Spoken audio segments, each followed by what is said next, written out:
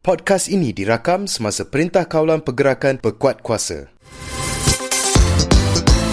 Anda sedang mendengar Shockcast Original. Shock. Ramadan datang lagi dan Alhamdulillah. Ya, apabila diri kita dipilih untuk berada dalam bulan Ramadan, maka ingatlah, ia satu perkara yang harus kita syukuri. Maka ayuh kita zahirkan kesyukuran itu dengan merebut waktu, melaksanakan ibadah-ibadah wajib dan sunat pada sepanjang bulan yang penuh keberkatan ini. Saya ingin bawa pendengaran anda kepada sebuah lagi kisah Nabi yang terlalu besar hikmah dan teladannya. Ayuh kita dengarkan kisah pemuda dengan 2 ekor babi.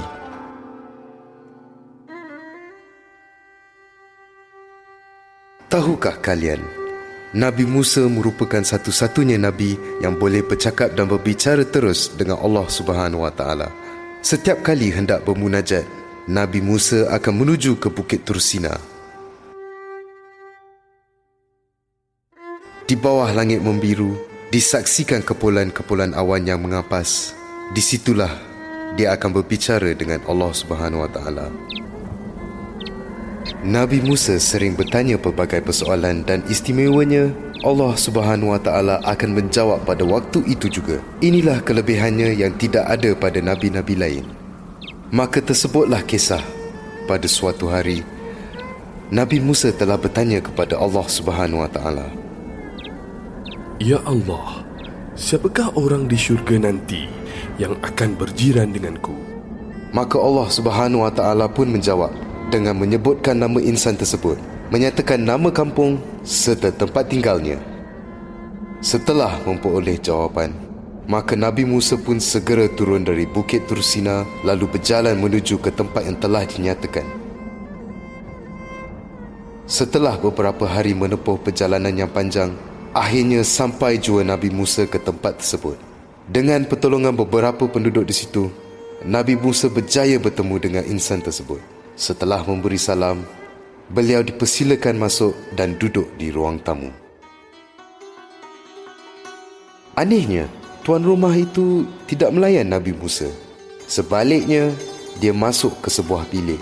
Kedengaran seperti dia sedang melakukan sesuatu dalam bilik itu.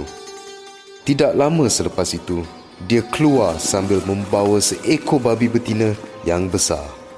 Babi itu didukungnya dengan cermat. Nabi Musa terkejut bukan kepalang. Apakah semua ini? Nabi Musa berbisik. Hatinya digaru rasa hairan. Babi itu dibersih-bersihkan, dimandikan dengan baik. Sesudah dimandikan, babi itu dilap pula sampai kering. Malah diusap-usap, dipeluk-peluk, dicium-cium. Kemudian, babi itu dihantar semula ke dalam bilik. Nabi Musa tercengang melihatnya. Tidak lama kemudian, tuan rumah keluar sekali lagi dari bilik yang sama. Kali ini, dia membawa pula seekor babi jantan yang lebih besar. Sama seperti babi pertama, babi kedua itu juga dibersih-bersihkan lalu dimandikan. Kemudian, tubuhnya dilap sehingga kering, lantas dibelai, dipeluk, dicium dengan penuh kasih sayang. Selepas selesai semua itu, babi jantan yang besar itu dihantar semula ke bilik. Sesudah sempurna segala kerjanya itu, barulah tuan rumah kembali ke ruang tamu. Barulah dia bersedia untuk melayan Nabi Musa. Wahai saudara, apakah agama kamu?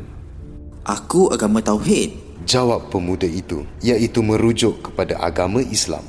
Kalau begitu, mengapa kamu membela babi?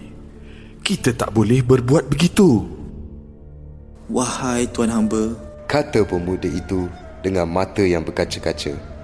sebenarnya kedua-dua babi itu adalah ibu bapa kandungku. Oleh kerana mereka telah melakukan dosa yang sangat besar, maka Allah SWT telah menukarkan rupa mereka menjadi babi yang hodoh rupanya. Aku sebagai anaknya akan tetap melaksanakan kewajipanku sebagai anak. Setiap hari aku berbakti kepada mereka, memuliakan darjat mereka, seperti mana yang Tuan Hamba lihat tadi. Walaupun muka mereka sudah menjadi babi, aku akan tetap melaksanakan tugasku Setiap hari aku mendadah tangan berdoa kepada Allah SWT agar mereka diampunkan. Aku berdoa kepada Allah SWT supaya menukar balik wajah mereka menjadi manusia yang sebenar. Tapi Allah SWT masih belum memabulkannya lagi. Tambah pemuda itu lagi dengan nada suara yang hiba dan hati yang reda. Maka ketika itu juga Allah Subhanahu wa taala menurunkan wahyu kepada Nabi Musa. Wahai Musa, inilah orang yang akan berjiran dengan kamu di syurga nanti.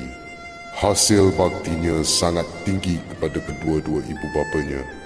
Ibu bapanya kini terlihat buruk dengan paras rupa babi, namun dia berbakti jua.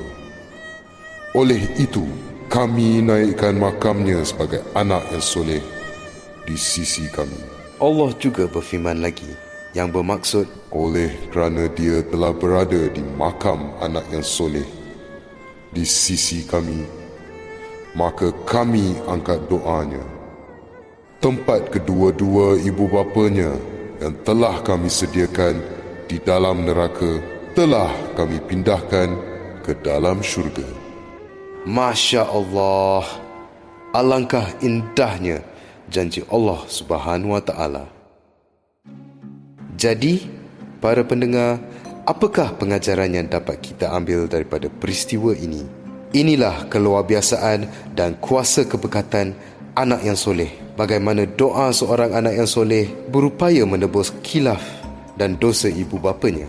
Namun ingatlah, semua ganjaran ini datang dengan syarat bahawa dia haruslah berbakti kepada ibu bapanya dengan seikhlas hati, sepenuh jiwa raga. Walaupun tertakdir si anak itu diuji dengan paras rupa ibu dan ayahnya yang telah berubah seperti seekor haiwan yang hina, kasih sayangnya tidak luntur, malah bertambah erat dan hebat.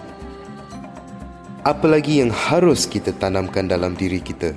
Ingatlah, walau bagaimanapun jengkel, janggal dan buruk sekalipun perangai kedua ibu bapa kita, ia bukanlah urusan kita untuk mengadili dan menghakimi syurga dan neraka mereka. Urusan kita adalah menjaga ibu bapa dengan penuh kasih sayang, sebagaimana mereka menjaga kita selepas kita disyadahkan dari rahim ibu yang dialiri darah dari kecil hingga dewasa. Doa anak yang soleh membantu ibu bapanya mendapat tempat yang baik, lagi bahagia di alam akhirat. Seandainya ibu bapa kalian telah pun bersemadi kedakapan ilahi, rampaian-rampaian doa inilah yang dinanti-nantikan ibu bapa di alam kubur. Hingga kita bertemu lagi dengan episod seterusnya. Selamat menunaikan ibadah puasa. Ya marhaban ya Ramadan. Semoga di bulan yang penuh keberkatan ini kita dapat menjalin kembali tali silaturahim yang telah terputus. Dan semoga kita dianugerahkan kesabaran yang tinggi dalam menjalankan ibadat kepadanya dengan penuh keikhlasan.